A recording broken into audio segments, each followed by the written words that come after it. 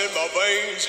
Blue and one I red, white and blue in my brain. I'm Bulldog born. Bulldog, that's my breed. I was born to follow where the Bulldogs lead. Okay, everyone, welcome back to Inside the Kennel podcast for 2023, can you believe? We've got a bumper podcast today because we've got Bulldog royalty. And when I say Bulldog royalty, he was a chaperone for the Queen at one point in 1970. It's the great John Schultz. Yeah, amazing, Matty. Paul, obviously you guys be well aware, as most of Bulldog supporters would be aware, that I think his first year might have been, was it 58? I can't. Don't forget, I was born in 60, so, but the name John Schultz with the Footscray Western Bulldogs Football Club, you're right, Matty, it is royalty. He's much loved by everybody, the whole, from players, to supporters, to the coaching staff, the whole lot. He was an absolutely fantastic player, wasn't he? I mean, to win, I think, 5 best and fairest, I remember now. Correct. I reckon he took Charlie Brownlow home too in probably 61, and at 61 he would have been only probably 22 or 3 young 20. You are spot on, Doug, in terms of age. It was 1960 that he won it as a 21. He won in 60, did he? Off the charts. So how was he in there, Matty? When he would have been 20 or something, wouldn't he? 21 in the 1960 season. He started in 58, as you say. So what an achievement. Amazing achievement, and to win 5 best and fairest Charles Sutton Medals as well was absolutely sensational. And he would have played in that 61 losing grand final against Hawthorn, I reckon. Is that a fair call? Correct. Yeah, he absolutely did. And he was a ruckman in that match, and he also rested as a sort of a back pocket. Now, I don't know if you know this. He's 191 centimetres tall, and just to put that in context, the Bont is 193. Yeah. Jack McRae's 192. He's the same size as Bedendo and Hannon. And here he is a ruck and representing Victoria 24 times, winning a Brownlow and 5-time best and fairest. It's off the charts. How many times Victoria, Matty? Was it 24? Oh, poor fair dinkum. No, he was absolutely. He obviously is a legend of the football club, an official legend of the football club. And I remember when I first met him, he was talking a bit about. I think he come from country. Bort, or I think he come from Bort. And then when he come into Melbourne, he went to one of the grammar schools. Caulfield Grammar, yep. Did he? And he told me that he could actually be he was a jumper, a high. Is that right? A high. Is that right or not? Correct. He was a champion with athletics. High jumper. High jump was his thing. So clearly, being not overly tall, that wasn't a hindrance because he could jump. So, and again, his nickname is Gentleman John, and he's a gentleman, and I don't know how he played the game. He obviously would have been a very fair player, but I'm sure if he had to mix it up, I reckon he would have mixed it up for sure. And when we talk about John Schultz, he would have played his career with don't think Charlie most he would have played with Ted right through, would he? Yeah, absolutely. Teddy Whitten? Yeah. He was there, as you say, from 1958 right through to 68, and Ted was there till 1970. So, pretty much his entire career was with Ted, yes.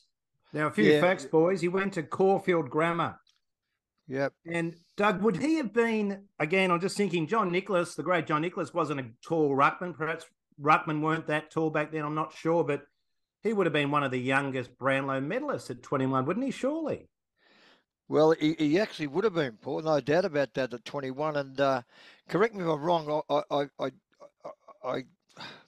Kevin Murray beat the great Georgie Bissett by a vote. 1969. About 68. When was that, Matty? 69, yeah, you're 69. Right. 69.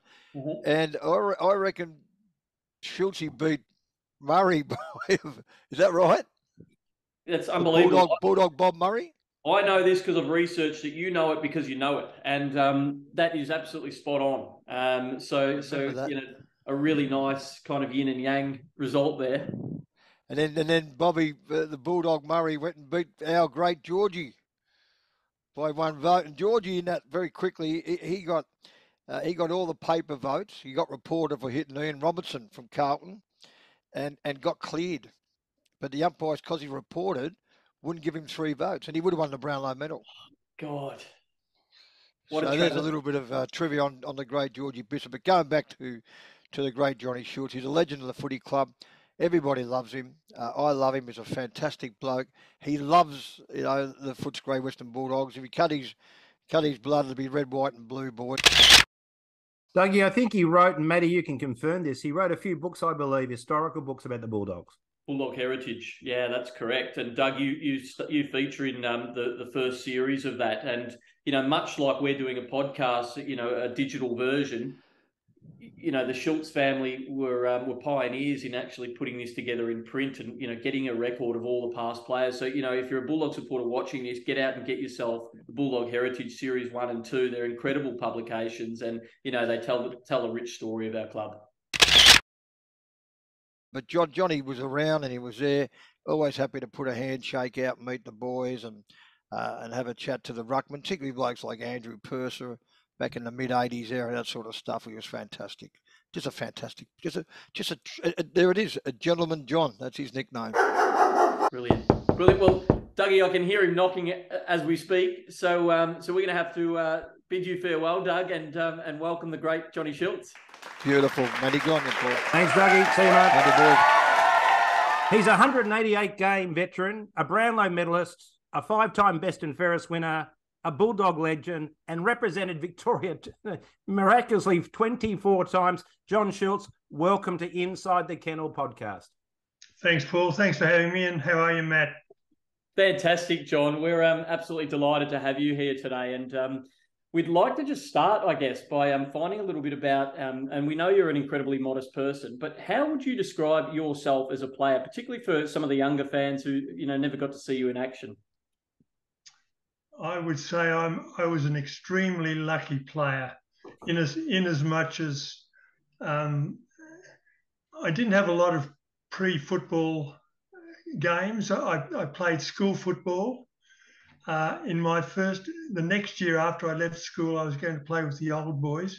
In the first practice match, the first bounce, I went up to contest the knock, and my opponent hunched down under me, and I toppled over the top and broke both bones in my wrist. So that was out for the season. So that was 1956. I was out. I just didn't play a game. Wow. So I was working in Melbourne and at the YM, and had my arm in plaster up to here, and an opportunity came for a job back at Bort, which is where I came from. My mother and father had a general store there, and so I grabbed that opportunity and applied for the bank job and got it, which was a wonderful thing for say an 18-year-old boy who has got the license and able to use his father's car and take everyone off to dances and balls. So we had a great time, and I didn't play in 56, but I played with Bort in 1957. I played that season other than for 2 games, and I was able to I was runner-up to the best and fairest for the league in that year, and also win the Bort best and fairest. So again, very little preparation, but was able to get stuck right into it. John, was this after that you were at Caulfield Grammar? So I presume you're boarded there. Were we talking post-secondary? Yes, this is the year after I left school is when I was going to play with the old boys, and I was playing in that practice game. That's when I broke my arm. Right, so 1956 was obviously an Olympic year, and we understand that during your time at Caulfield Grammar, you were quite the athlete, and high jump was your kind of thing. Was there a point in your career that you were sort of thinking, am I moving into footy or athletics? No, again, luck played a part. I didn't consider myself a great athlete, but just by chance they left a high jump pit in the school with the bar up and that sort of thing. And as a boarder, we were always looking for things to do. So I saw this there, and I thought, we've been doing the scissors high jump, which is where your backside was always the thing that knocked the bar off. And they're doing the Western roll and things like that. So I thought, I'll do a bit of experimenting here. So on this occasion, I approached the ball, the run up the bar with feet first, and went over, and I was able to get much higher than I'd ever done before. But I didn't consider myself a high jumper anyway. But it just all clicked, and I was able to win the sports on that year. John, could you tell us a little bit about Caulfield Grammar? Your parents sent you there. Did you receive a scholarship? What was your experience like, and what part did it play in you having an AFL career or a VFL career? Well, my parents worked very hard. They had nothing when they started, but they were able to afford to send me and my brother to school as a boarder because they felt that education was important. And so that's how I went to Caulfield. And then, as I said, I left school. I worked in GJ Coles for a little while, but then I broke my arm, and they weren't very happy about a person playing football. They said it's one thing or the other. You either work for Coles and stop playing football, or you play football. So I thought, well, I'm going to give the football away because I had this broken arm, and I'm trying to wash my clothes. I just had enough money to get through the week, and has to wash my own clothes. And so I decided, oh no, I'll give this football away, and the opportunity came to go back to Bort. And you make these predictions, but they don't always work out. So I got back into the football again and played with Bort in 1957. I'd always barracked for Bort. So as a 7-year-old, I used to get in the players under the players' feet when they were getting changed, and in the dressing, as I called them in those days, the dressing sheds. But they were, when I came down to Footscray, it was dressing rooms, not dressing sheds. And so I played with Bort, and I could name just about all the great players that played with Bort from the age of 7 through till when I played with them in 1957. But I only played 1 year because, the follow-on is when I got recruited by the Bulldogs. And I understand that there was a talent scout at the time called Ern Edwards, and he was actually going down to scout one of your teammates who didn't play that day. So rather than waste his trip, am I right in saying that he asked one of the local punters, is there anyone else worthwhile watching? And they said, well, actually, there's a tall blonde ruckman who's going all right. And then Ern ended up tapping you on the shoulder at the end of the game. Is that correct? Yeah, that pretty well sums it up. The only thing was that it was a player from up at Narraput. I think his name was Mansell Giddings. I can still remember. He was a rover. Footscray were looking for rovers at the time, but it just happened that on the way back, Mansell Giddings, in those days, farming was booming. The wheat and sheep were booming, so he just couldn't afford to send his son down to play football for £8 a week in Melbourne.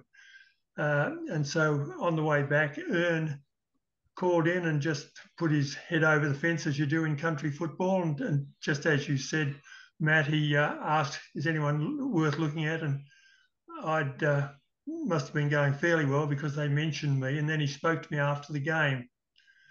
And it was just by chance, really. I'd been approached a few times during the season by other clubs. And they'd always said, oh, look, sight unseen, they'd offer me 6 games in the next season without, Wow. And that didn't ring true with me. I thought, if you're going to get a game, you've got to earn it. So Ern came up with this. He was quite honest. He said, look, I think if you come down and play with us, I reckon you'll make it. Might take you a couple of years in the reserves to get there, to learn the craft. So I thought, well, that sounds fair enough to me. It's honest, and it rang true. So I said, okay, well, let's do it. And as it turned out, I was able to make the first game in 58 and even make the stateside in that year. So it just all happened for me. I was very lucky. Yeah, well, it sounds like luck may have been a part of it, but clearly, you're an advanced, incredible talent. To come from potentially, being a country footballer or not, to 11 games into your career, getting the nod for Victoria is a phenomenal achievement and start. Can you tell us a little bit about your introduction to the Kennel when you arrived at Footscray, some of the people who were there and what the environment was like? Well, the environment was such that it was 54, we won the Premiership under Charlie, and Charlie was God. But in 57, for whatever reason, I don't know, but Charlie lost his position, and the club were in a dilemma because Charlie was God, and they'd taken away his position from him. And what are we going to do? Who are we going to put in Charlie's place that has the same standing? And Ted Whitten was the glamour boy at the time. And so they thought, and I think it was probably to save face in a little bit, in a way, the committee decided, well, let's try Ted. We'll give him the job. And so that put Ted in a terrible predicament because, he was one of Charlie's boys. And so when he was offered the job, Ted went, this is the way I read it, Ted went to Charlie and he said, listen, Charlie, they've offered me your job. And Charlie said, well, Ted, my advice is take it. If you don't take it, they'll get someone from outside the club, and we don't want that. We want to stick it in the club if we can. So Ted accepted the job, and it was very difficult because he was young. The 54 side were all experienced players. The captain, I think, was Harvey Stevens. They were all great players, and here's Ted being reinstated as their captain and coach. And it didn't go down too well with some of them, I don't think. But in 57, halfway through the season, and Ted's up there, he's got to talk to the players who are in front of him. And he's all nervous because he's not done much like this. He's not done public speaking or anything like that. Later on, it was a different matter. He couldn't shut him up. But at that time, he was very naive in that regard. And here he is, he's in front of the players, and I wasn't there because I didn't start till 58, but I've just heard this. And he's addressing the players. We're all in our dressing gowns in those days, or they were all in their dressing gown. And who should come into the room but Charlie? And he walks up to Ted and he shakes Ted's hand, and he wishes him all the best, and sort of as though to say to the players, well, now you get behind this bloke. Wow. Because it's in the interest of the club that you do that. And I've spoken to coaches since then, and they shook their head and they said, I could not have done that, after losing the job, and then to come back and congratulate your replacement. They just couldn't see it happening. Well, that sounds like the sort of man that Charlie was, and it's team first approach. And I guess, if he didn't do that, what sort of pressure and divisions there may have been. So, what a moment, I guess. Charlie was a magnificent man. He started with nothing. He was a very good businessman, but he was, if you ever had a red, white and blue heart, he had it beating and he did so much for the club in so many ways. And I was fortunate that Ted took a bit of a spell. He was my captain coach for the 11 years that I played, other than for about 2 years that Charlie stepped in to give him a bit of a break. And so I was forever grateful for that, the fact that I had that time with Charlie as my captain coach, or as my coach. Wow. And was there any sort of sage advice or, words of wisdom? Because, both of those men are incredible speakers, and you've got the great Jack Collins. There are a number of, amazing people at the club. Do any sort of comments or piece of advice or wisdom sort of speak out to you? Well, after my first year, there's one that stands out. After my first year, I had a successful year, when you look at it. But Jim Miller, who was a committee man, and Ted, you've got to realise, Ted had his hands full. He had pretty well a new team. For half of them, a new team. And he was a novice coach. So Jim Miller, who, by the way, is now 103, and I converse with him each week. But anyway, he was a committee man, and he came up to me after the first season, and he said, John, just looking at your playing, you've done well, but there's a few things I reckon you could improve. Now, I'm prepared to set out a program for you to do during the summer months, and try and improve the things that I think you're deficient in. And that involved Barry Connolly, really, in some instances, in the ruck rover combination, and also my marking, my kicking. And I'd go back to where I lived and practice for the week. I had a ball up on the string, and get up as high as you can and mark it. And then I'd come back on the Sunday morning, we'd go down to the park, and he'd look at what I was doing and crit me, and then he'd say, well, okay, I think you could improve here. So he'd send me away again. Now, it was a bit hush-hush, because he didn't want to tread on Ted's toes, but he just reckoned that Ted had too much on his plate to be able to do something like that.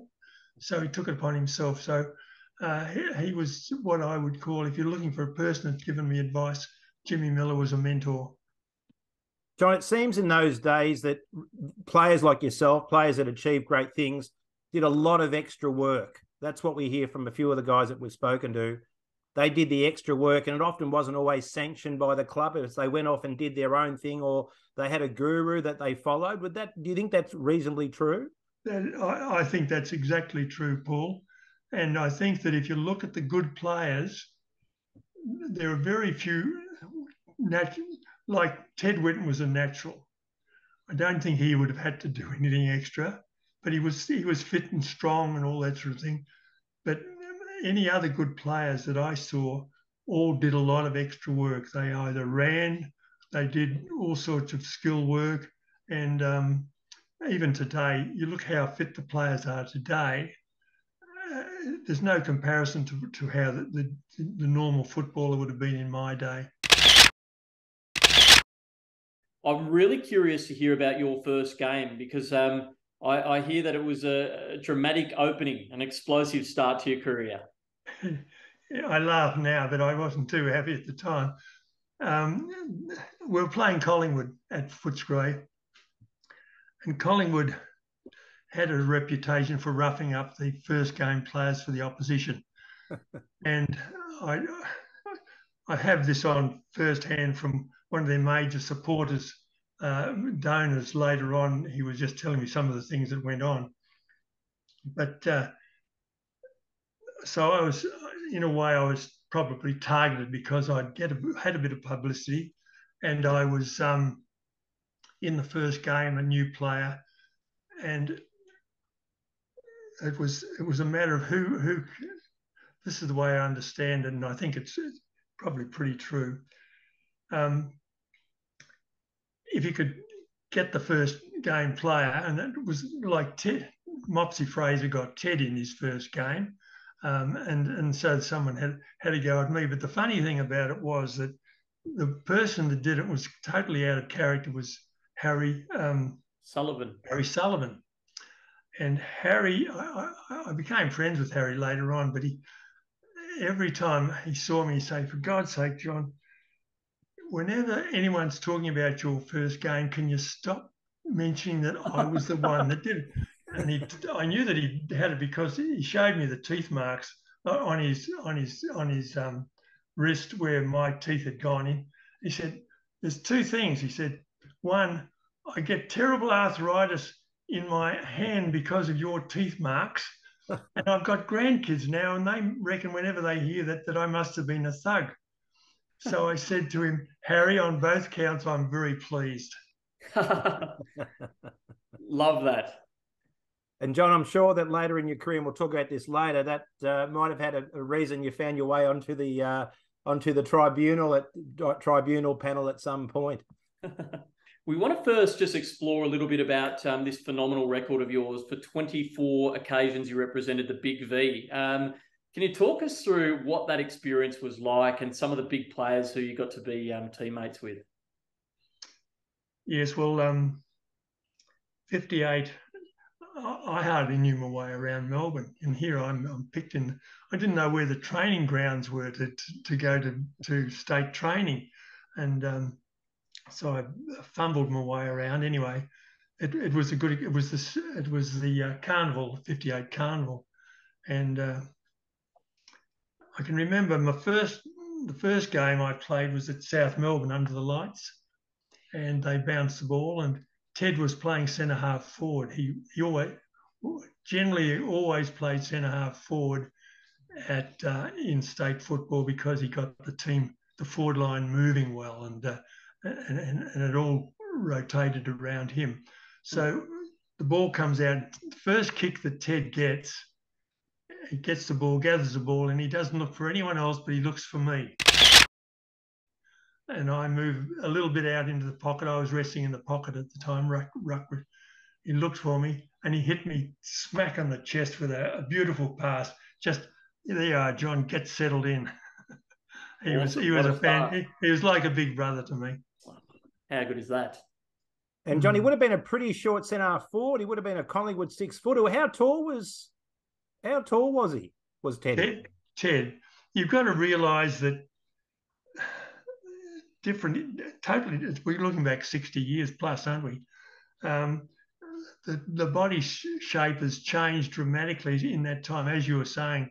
Like I'm the same height as Bob Murphy, and here I'm one of the state ruckmen. And there weren't very many tall players in those days. I felt that Ted in that era had the ideal body because he was strong, he was agile, he didn't mind dishing it out, and he had a tremendous sense of humour, Ted, when he was playing. It was as though he was playing the game, and then there was him above, looking for some way that he could lighten it up a little bit. An example would be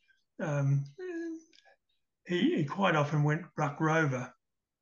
His ideal position was centre half back. If he'd played centre half back for his whole career with Footscray, he'd have won multiple Brownlow medals. He sacrificed his game by not playing centre half back, ruck rover, so that he could be around the ground, supporting all the players that were under his control. He was the captain coach. So I feel that he sacrificed his game to a great extent by just doing that. But centre half back, he would kill them. And even centre half forward in state football, they wouldn't put anyone else but Ted at centre half forward because of his ability, his knowledge of play, and his ability to bring other players into the game. Well, what a privilege it must have been to play alongside him as a teammate. And I guess just one thing on that, you mentioned that George Bissett, years later, was asked by a player from another club that had played in multiple premierships, and he said to George, "How many premierships did you play in, George?" And George said, "None." And the fellow said, "Yeah, I played in so many, say 3 or 4." And George's retort to him was, "Yeah, but you never played with Ted Whitten." Love it. Yeah, brilliant. I love that too. Well, we've got Georgie coming on next month, so we'll certainly talk to him. You want to mention that to him. That's a classic. What a great call. Yeah, look, absolutely. And, you talk about, sacrificing the game. You're a 191 centimetre player coming against, the John Nichols and the Polly Farmers of the time. That must have been incredibly challenging. Can you talk us through some of your battles with these greats of the game? Yes, well, they became great friends because not only did we play against each other, but we played state football together. Like Polly was over in the West, and he came across to play with Geelong, and he introduced a new facet of ruck play, that is grabbing the ball and handballing it out. And John Nichols and myself, we're still good friends. We see each other pretty regularly. We sort of copied Polly's style to a certain extent, and handball in ruck play became a part of the game, not just going for the tap, but grabbing it and handballing it out. When I was, say, playing state football with John Nichols, we're both in the ruck, I think John said that for 7 years in a row we were in the first ruck for the state side. So we couldn't both be competing for the ball. So quite often I'd be ruck rover, and I quite enjoyed that. What he would do is I'd have to get the ball from the ruck, and I'd handball it out to Bob Skilton, who would be running towards goal, or whoever the rovers were.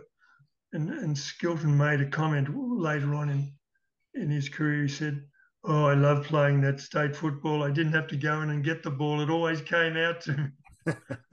What a trio that would have been, and a delight to watch. Polly and I, if I can diverge a little bit, we played against each other in the 61 Carnival in Brisbane. And Polly always wore the long sleeve jumper. They were woolen. And he always had a face washer in the collar. It was very hot in Brisbane, and the grounds were rock hard. We'd come from very soft grounds in Melbourne.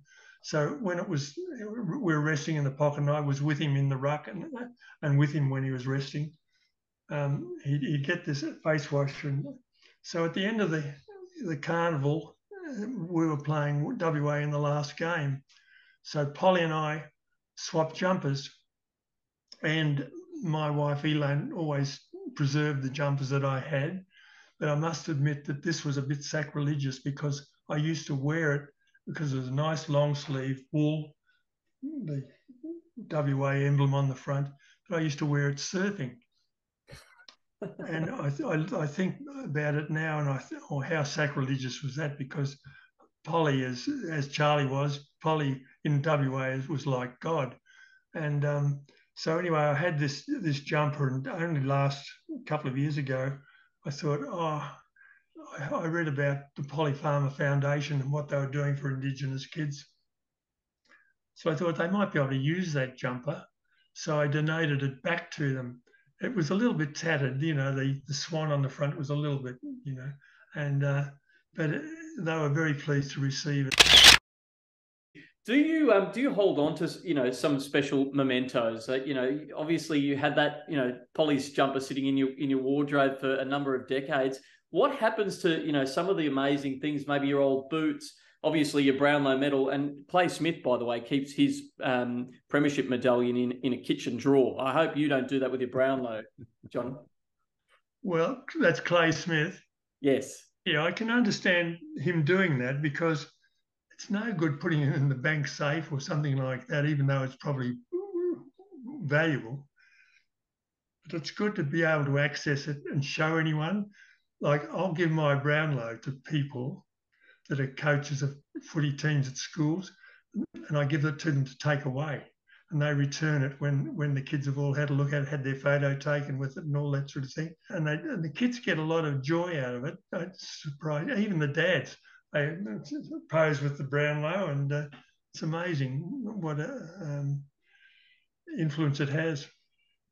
Yeah, I think if Paul or I had won a Brownlow medal, I think we'd probably be wearing it down to Coles, to be honest. Well, that's what Kevin Murray does. He always has his on.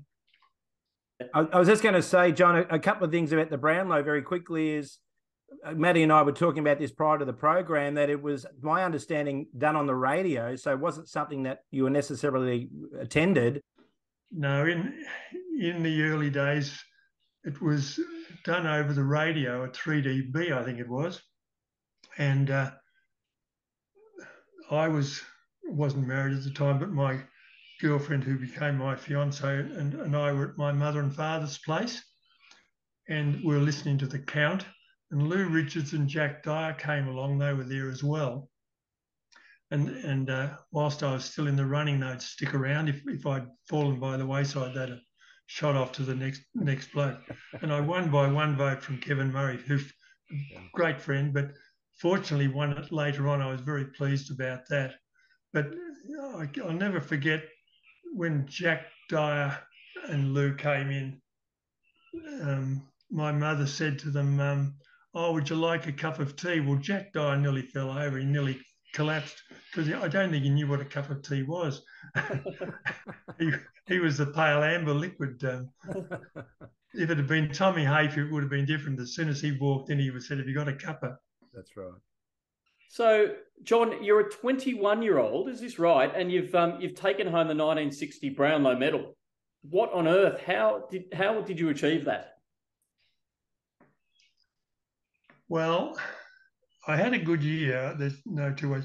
And I think we're talking about being fit. I was in the family business. I moved from the bank into the family business. And one of my jobs was to do the deliveries. And my father's a very good businessman, and he'd organise it where it was a bit like today's online ordering. You know, he'd drop a brochure in the letterbox. The ladies would come out, fill it out, go back in again, or put it in the letterbox again. We'd collect it, take it back to the shop where there were about 20 girls mothers of kids that were at school, and they'd compile the orders and I'd deliver them. So I'd deliver about 100. And I was running pretty well all day. And I reckon that was a reason that I got super fit. Fantastic. Well, you probably know that Paul Couch was a garbologist in 1989, his Brownlow year. And, you know, I guess there's a bit of synergy there between you running along, you know, 20 or 30 years earlier and doing the same thing. But it's that being fit. If you were fit in those days, and the players that seemed to do well were the ones that were fitter. It certainly helped me. Yes. And that's something, John, that you said maybe was a new concept or an idea about not just natural ability, but actually having that extra fitness. And if you're smart enough to work that out, you had the accolades. Yeah, well, Bob Skilton, that was his. He said that his thrust was to be always at the fall of the ball. As a rover, he would run from pack to pack, and he'd be running all day, just like they'd kick it down and he'd make sure he was down there when it got there so they could scout it. And he was super fit, and, you know, 3 Brownlow medals. Well, this now leads, I guess, John, to the magnificent 1961 season. And the Dogs had a lull, as you described. We won the 54 Premiership. There was a little bit of a dip, and then suddenly the Dogs rise again. Can you talk us through that marvellous campaign in 1961 and what eventuated not only for the club, but also you as an individual coming off your Brownlow medal? Okay, well, I think the whole thrust of our success was the flick pass. Now, the beauty of the flick pass was that it had the whole team moving. You knew that if the player had the ball, he was going to hand to the player running past. He wasn't going to kick it. So that meant that everyone had to be running past, which they did. And the whole team was mobile. We were pretty quick. And we were going very well. It's an amazing thing. 107,935 people at the MCG. If you can imagine, imagine that. So I was vice captain, running out behind Ted. And when we hit the ground after running down the race, it was like hitting a brick wall. You just went, oof, because the noise of the crowd. And I think probably 90% of them were barracking for the Bulldogs. It was just an amazing feeling. And there was we're a bit unlucky in a way. Well, you can't say you're unlucky. It was Hawthorn's first premiership at VFL, AFL level. And it was Kennedy's Commandos. And we were talking about fitness, and John Kennedy was of the opinion that you needed to be super fit. And if you were super fit, you could win. And what they did with us particularly was they just ground us down. They were just physically stronger and fitter. Yeah. And every contest was a clash. You know, they just wore us down. Here we were quick. We wanted the free-flowing out in the open game. One of the funny things about it was that Brendan Edwards was playing in the centre for the Hawks, and he was having a blinder. And at halftime, we were just in front, but we came into the rooms and the selectors were looking around, and we were spent. It's strange, but we weren't really. You didn't know what was required to keep yourself in tip-top condition in those days. So I used to dehydrate rather than hydrate. I'd dehydrate. So it was a 100-degree day. for the grand final, and I suppose most of the other players would be similar to me. It was just one of those things you didn't drink before you played. Wow. So we were shot at halftime. That we were all sitting down. We were in front, but we weren't looking like we were going anywhere. And the selectors said to Ted, who was the captain coach, he said, "Someone has to stop Edwards. He's killing us." And Ted looks around at us. We're all, in a way, pretty much kids. All the 54 Premiership side had gone. And he's looking around and he thinks, "Oh, okay, I'll have to do it." So at the first opportunity in the second half, Brendan Edwards there, he's open and Ted runs right through him. Just the best hip and shoulder you've ever seen as a shirt front. And Brendan was a phys ed teacher and he was super fit. And he and Ted go to the ground after this bump, and it's pretty, in the way I see it, is Ted gets up and he's dusting himself up and thinking, "Well, I've done my bit." And Ian Bryant, who's playing on the wing, said, "Hey, Ted, he's getting up." And not only did he get up, but he went on to be best on ground. Phenomenal. So following the 61 season, and, you explained that as one that got away, they outlawed the flick pass.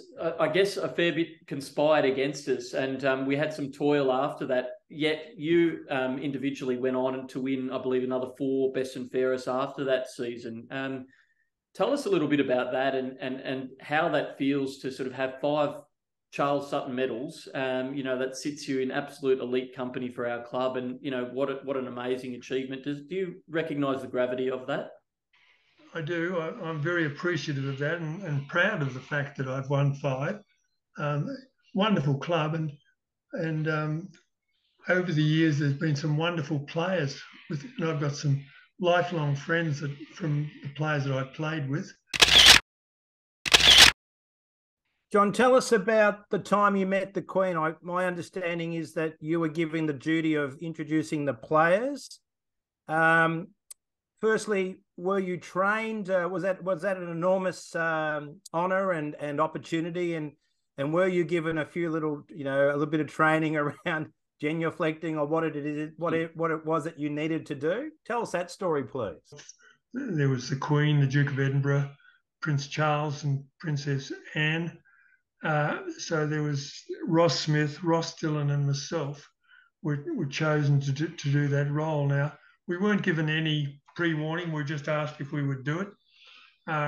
There was a security process that had to be undertaken. We weren't allowed to tell anyone that that's what we were doing. But it was half time, and some of the players had to rush into the dressing room to put in their false teeth, so they looked presentable for the Queen. And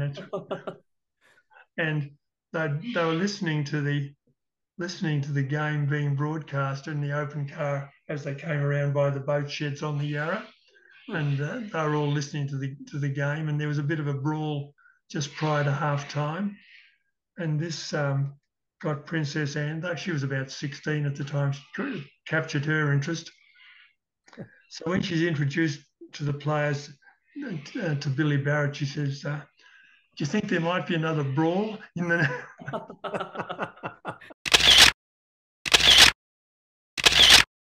We were standing up in the stand and they were coming up and they were going to sit with us. And just as she was getting up towards us, the Queen faltered, and you could see in her face that she was thinking, "Now, what am I going to do? What do I do next?" Because, to go into that situation without a rehearsal is pretty hard. So no one's allowed to put their hand on her and guide her in. So anyway, I thought my thrust was that my job was to explain the game to her. So I pretty well did that and tried to explain a couple of questions. She said, is it difficult to handle the oval ball rather than, say, a soccer ball, a round ball? And I gave an answer to that, and also why do the boundary umpires, when they're running back to the centre with the ball give it to the field umpire, why do they run backwards? And just explained that the field umpire in those days, a standalone field umpire, need to have eyes in the back of his head to try and see all the things that were going on, and the boundary umpires were just keeping an eye on things. And what was it like? Did you have a chance to speak with the Duke of Edinburgh or King Charles as he is now? No, I didn't. I felt I was actually in between the Queen and Prince Charles, but I felt that my main responsibility, and I don't know whether it was communicated to me, but it was to make sure that the Queen was happy. Yeah, it was certainly an amazing honour and a wonderful thing to happen in your life. And you retired at 29, which is, very, very young as well. Looking back now, who are the very greatest players that you played with and the greatest teammates that stand out? Obviously EJ, but I'd love to hear from you who sort of stood out. The 61 grand final side was very good, and I feel very pleased and honoured that in 1958 there was a group of new players that came, and we became lifelong friends. The girlfriends at that time became wives, and we were together for 50 years. Unfortunately, some of the wives are deceased. The players, the men are still around, but the wives are deceased. But there was a good core group of people there that were in that 58, and a lot of us played together in 1961. I'd say that Ray Baxter's a staunch, one of my best friends, and we meet every week. There's just probably too many to mention to them, but that's if you go through the 61 grand final side, there a lot of the players of the time that I sort of really appreciated were playing in that side. John, tell us a little bit about the tribunal. Again, we were talking to Terry Wallace in our last interview, and Terry talked about the time that he got a terrible sort of a broken jaw through someone coming from behind. Rod Grinter. Correct, yes. And we talked about how the game has changed so much, and that era back when he was playing the 80s and 90s, you see things on YouTube where you see these sort of ugly compilation of what I would describe as violence. Back in your era, I know for a fact my father played a lot of footy with Tom Hafey. It was a very tough game of footy. You've made reference to things happening when you played. How on earth do you sit on a tribunal and assess those situations? And what did you have to do to get reported back in your day? Because I think there was only one umpire, wasn't there, that was actually adjudicating the game. That was a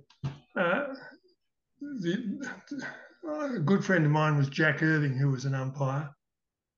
And I actually gave his obituary at his funeral. But Jack used to talk to the up and coming umpires, and the thing that he would drum into them is, you must keep control. You cannot afford to lose control. So there were various ways of doing that. You could apply a free kick, or could report someone, or do something. But the danger time in any game, as I see it, is just prior to the bell going at the end of the quarter, at half time or at three-quarter time. When the game has stopped, something has happened just prior to that, and all hell breaks loose, and there's nothing to stop it. The umpire can't bounce the ball and continue play. So that's when you've got a danger time. You didn't have video footage, John, like they have today. You just based it purely on what the umpire, the main umpire, and perhaps the boundary umpire, or did you obviously bring other players in as witnesses? No, it evolved in the time that I was there. John Winicky was a very astute legal mind, and there was one report where the players' advocate came in and he said, "Look, we've got some footage here that we would like to show that shows that we reckon that shows the player is innocent." And the league secretary said, "Oh no, you can't can't do that. You can't introduce anything other than what is spoken. And John Winicky said to him, well, look, that's not right. If I'm chairman of this tribunal, I'll accept any evidence at all that anyone wants to introduce that's in favour of, or, you know, that clarifies the case. So next week, they didn't have televised of thing. Next week, you see them, they come and they've got this big old-fashioned television and they're struggling in, and they're putting, we've got some footage here, we want you to have a look at it. So from that time on, it became commonplace that every incident was televised or was scrutinised, and it made it so much easier because there were so many stories that when you'd have players, Jack Collins relates the time when he came in for retaliating, and he got some cigarette ash and put it around his hair and said, oh, King hit me and he gave me this black eye and I just lost control. So there's things like that happening all the time. But at least it did clarify a lot of things. Now, John, we really wanted to ask you a little bit about the 2016 season, because probably every single Bulldog supporter on the planet was jealous of your role on that day of handing the Premiership Cup over to, obviously, to Easton Wood. Can you tell us a little bit about the feeling, the emotion, and how that day unfolded for you personally? Yes, well, I knew that Peter Bedford or myself would be, depending on which side won, would be presenting the cup. On that particular day, I was up in the coach's box watching the game, and the league man was close. As you know, the game was very close. And the league person that was to collect me and take me down to the ground got lost. He didn't know it's 100 steps up to the coach's box in the MCG. And he got lost on the way, and so he was late coming, and we had to hurry down. And I get to the bottom of I have to walk down. It says Luke came down in the lift, and as I hit the bottom step, he came out of the lift, and I said, "Have we won? Have we won?" And he said, "No, not yet, but we will." And it was just at the closing stages, and saw that last goal, which was fantastic. And it's hard to describe it, but it was one of those great moments in your life. I was speaking to one of the lasses that I knew from the AFL, and she said that she was from Sydney, and she said that was the best time or the best game I've ever seen or been at in the AFL. It meant so much to her. And then I was down on the ground with David Sworgan and other people. We're looking up into the stairs. No one had moved. They were all still there. After the game, quite often they'll disintegrate, they'll go, but they were still up there. They wanted to last as long as it possibly could. Oh, you can say that again. It was a phenomenal feeling, and the build up for you from being associated with the club from 1958. It's a long wait, and I could just see that pride in your chest puffed up, in all those images of how much it meant to you. The thing that I think we've got to realise too is, I felt sorry for them, but over to the side was this group of players in their suits who just hadn't made it. They'd worked to get us in that position all year, and here they were standing, and you had to feel sorry for them, because just with a little bit of luck or whatever, good fortune, they would have been in that side up on the dais. But and I after the event, we were sort of at one of the social functions at one of the Paul Maher's house, and I was talking to the parents of one of the players who was in the side, and they said you just can't realise the pressure that those players are under prior to being selected in the side, whether they will or whether they won't. It's a once-in-a-lifetime opportunity, so you've got to feel sorry and congratulate those players that didn't get up on the dais. So John, really interestingly, on grand final day, we're talking about, some of the players who missed out. And, there were some phenomenal players who were, standing there in their suits. And, the history of our club, there's only been about 42 players who have got a premiership medallion. Lots of great players, yourself included, Dougie Hawkins, who never got to have a premiership medallion. How does it feel when you see the team's success after all those years, all the blood, the sweat, the tears that you put in? Do you feel a part of that?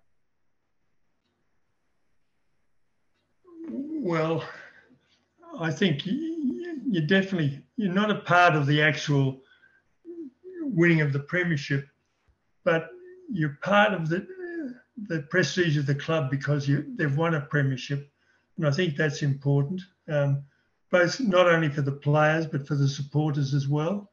You want something to hang your hat on, don't you? And I think it's very important that, and that's why players have to realise that whilst they're there, they've only got a limited time to achieve something. Yeah. And I think that there are times when we have an opportunity and we let it go, just for whatever reason. And and this year, I think for the first time for a long time, we've got a well-balanced list. I think, sometimes we've got too many smalls or too many talls or no backs or no forwards. But I think that overall, I'm looking forward to this season. I think we should do well just because of the structure of the players.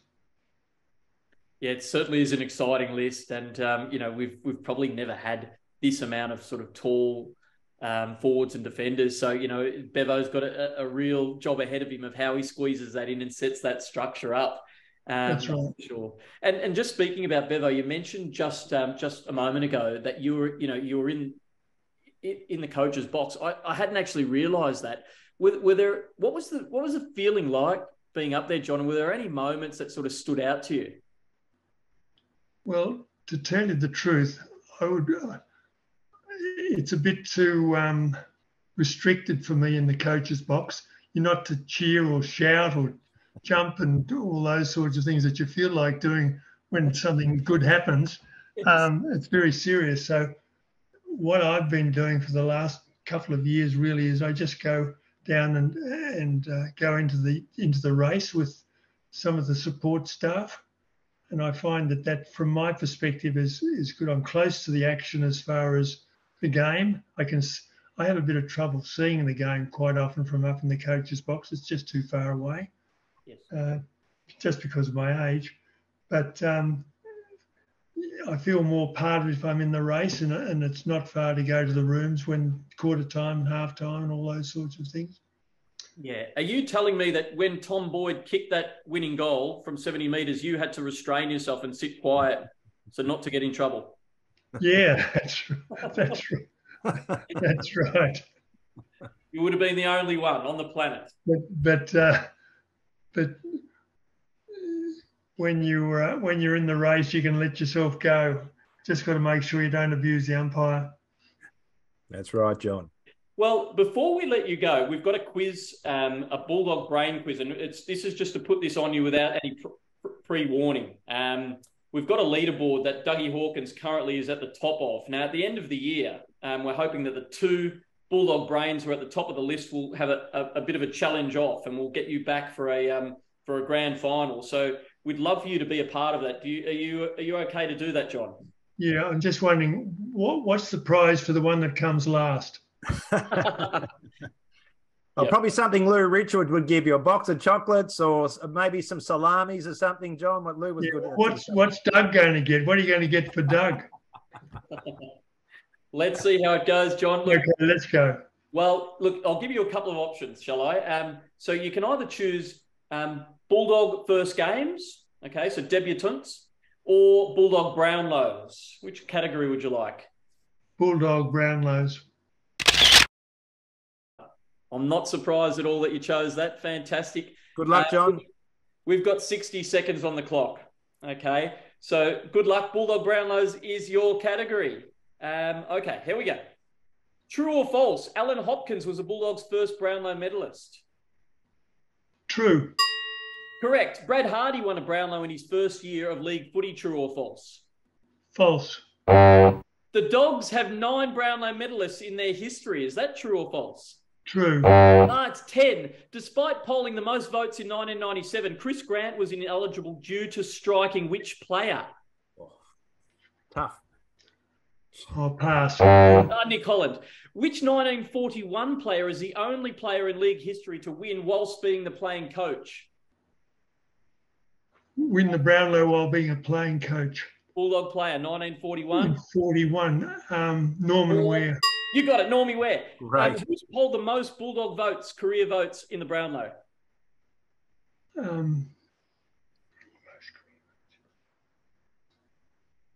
Pass.